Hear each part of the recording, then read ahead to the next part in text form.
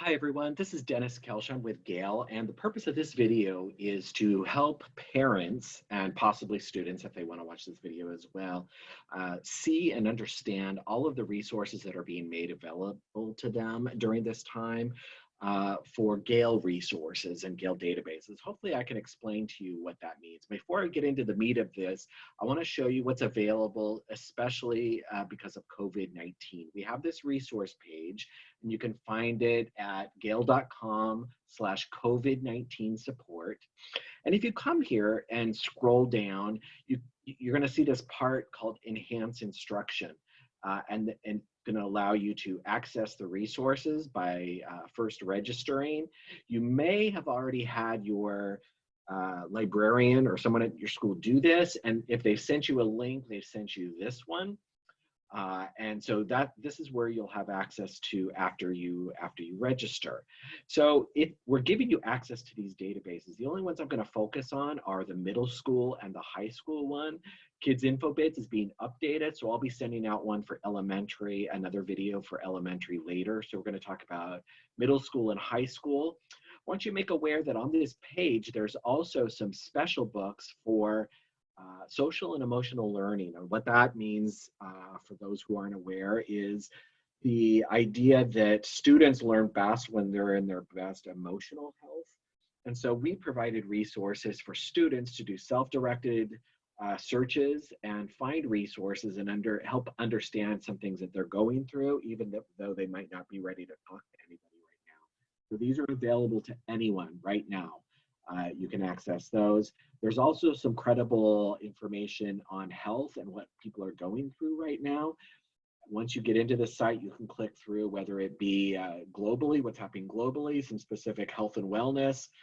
There's an interactive activity that allows you to look and see what a virus, what the coronavirus actually looks like, and play around with that, as well as some additional science material on viruses. So that's some of the material that's available to everyone, whether your school owns Gale or not. Regardless of what school in the nation you go to, you can have access to these resources.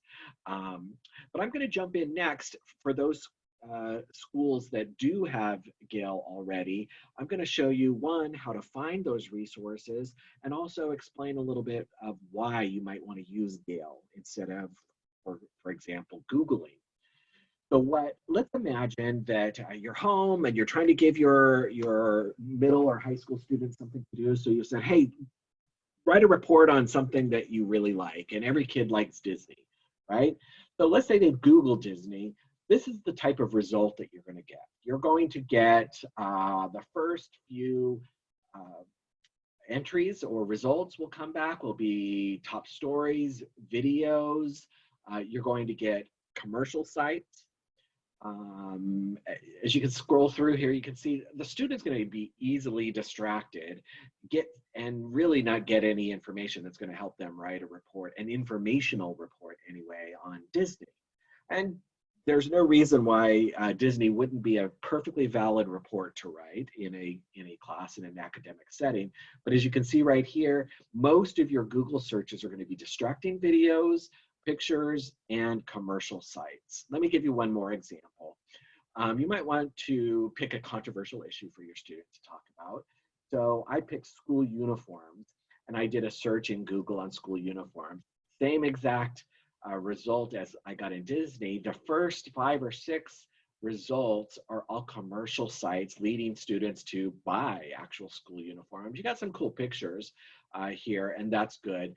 But you can kind of see why maybe you want your student to write about what's the pro and what's the con of a school uniform, and Googling it doesn't do you any help. It's also not any of these results are not going to be valid citations for a report, no matter what school you're in. So let's jump into a school, and I have got Liberty High School in Henderson, Nevada right here. And I'm going to show you how they get into, and they can find resources, or a parent in their school. Every school website is different. So there are hundreds of different ways, and I can't show you all of the ways. I just picked 2 schools that I'm going to show you a typical way and help you at least get towards that direction. Your librarian will hopefully send you direct links to all of the Gale products that you own so you can easily access those. But here in Henderson, you go under academics, and then you select the library and then the library website, and that brings you to here. And this is the library website. You can see right here, right up at the top, is the link directly to Gale. Now you're going to need a password. They provided the password for them on their website, but for your school, you're going to need a password to access whatever the database that you have is. And you'll need to ask your school librarian for that. So clicking there brings you here. So let's take our very first example that we Googled, and instead we're going to do a search in here on Disney. So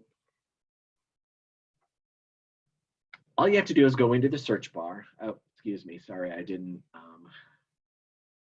not log in.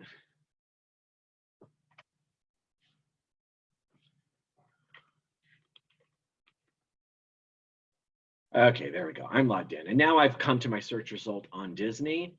And first thing you notice, for some of them, they're going to have topic pages where there's a nice overview, kind of like you see in Wikipedia, where there's an article that explains what you've searched on. And then as I scroll down, you can see these are categories or buckets, the types of material that's come up in this search. So some important ones, you'll see there's news. There'll always be videos. The nice thing about doing this video search in Gale is these videos will be appropriate for your students to watch and non-distracting like the ones in the Google search would be. Magazines are also in here, some safe websites, K-12 safe websites that you can send your students out to, as well as some critical essays. So I'm just going to go ahead and actually click into, let's look at, for example, a biography on Roy Disney. And this is what an article in Gale looks like. So it's like reading an entry from encyclopedia or from an ebook. And so students can take this, they can now, after having read it, use it in a report by citing it, clicking at the link up top. They can also send it or save this article to their Google Drive or their Microsoft OneDrive so that they always have access to it, so they don't continually have to come back to Gale. So it's really as easy as just sending it to their Google Drive right here. It'll ask them to log into their Google Drive or their Microsoft OneDrive. Another thing that they can do is they can just get the link by selecting this link and pasting it maybe even in a Word document or an email to themselves. That's another way that they can share this document. Students in all of Gale products have the ability to highlight and take notes. Remember back in the day, parents, when you went to the library and you had to look up indexes and go find the page and the volume of the encyclopedia that you were looking at. You don't have to do that any longer. It's all in a database. But also the thing that you don't have to do is you don't have to take 3x5 cards like we used to when we're taking notes for a report. Students can highlight and take notes right within the document, and those notes that they write, for example, if I'm just typing anything here, those notes will be saved when they send it to their Google Drive or to their Microsoft OneDrive. All right, so saving, I really like over here to the right, it provides you more articles or related topics that are available within the database here. All right, so let's use another example, and I'm going to jump over to a middle school and show you how they do it. This middle school, it's under the students category, so this is all material available to the school that a student might need who goes to this school. So if I click on that, I get this nice little landing page, and you'll see this school, even as a middle school, has a lot of resources available. We're just going to focus on middle school. This is the database that's available through that COVID-19 support page. And so you'll notice it looks exactly like the high school. It's a little bit more visual.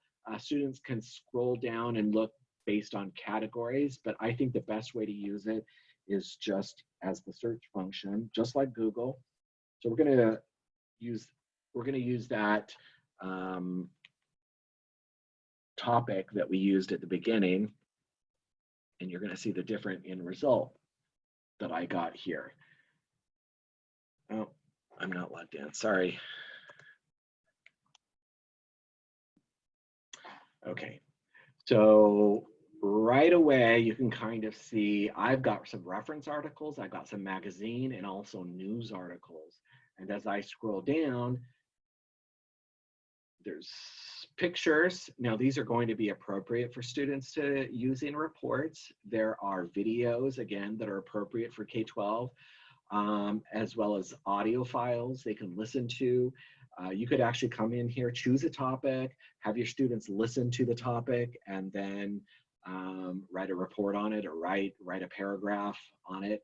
One little trick I want to have you show, a lot of people want to see current events. So I've chosen a topic. If I click on news, it's going to bring up all of the news articles, but it's really important to me to find the newest. All you have to do is come in here and sort by newest. And then it looks like the newest article on school uniforms was put in here on March 20th. As you can see here, it's from CNN.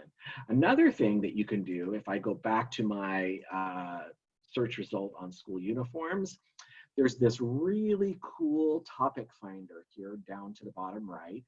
And this is, everything I'm showing you is available on the high school one as well. So I'm sorry, let me try that again. So it's giving me a visual of the choices that are available within the topic that I chose, which is school uniforms. So for example, if I want to narrow it down to school uniforms in American schools, public school system, I've chosen here dress codes and freedom of expression. So I kind of want to write a report on is it discriminatory? So you can see right here, here's an article that directly addresses my topic right here. And then again, save it to my Google Drive or Microsoft OneDrive, or I can email it to myself. I can download or even print this article right here directly from this site. I want to show you one more. A lot of schools you have this database called Opposing Viewpoints, and this will be really helpful to parents for you when you're trying to teach your students critical thinking skills. So I'm going to pop into there. This is the Opposing Viewpoints topic. And another thing that you can do rather than searching that I like to do, especially in this database, is this Browse Issues or Browse Topics link right here. And then you can kind of get an overview of everything that's covered under these. And I can keep scrolling. There's a lot of good things. These are all going to be controversial topics of current events. So pro-con, and it's a really good way to have students come in and see both sides of a story. What I'd really recommend, for example, is coming in, having your students choose 3 articles perhaps, and asking them what their opinion is. And then what I would do is kind of turn things around on them and have them write a report arguing the opposite viewpoint. A very good exercise on just about anything. Have them argue the opposite idea of what they already think. May change opinions, it may not, but what it will do is help students think critically and understand what things are a basis for a good argument. So again, has all of those buckets that you can see how much material is in here for that particular topic. I would again select a couple. Let's go into this viewpoints section. I would select a couple that I then that I then use as citations or sources for my argument of whether I'm going to fight in favor of or against or whatever. This Opposing Viewpoints is a great tool for that. I wish I could say, are there any questions and get kind of feedback, but I can't. But I do want to show you one more. If you notice back here on this Liberty High School site, they also have a test prep and careers.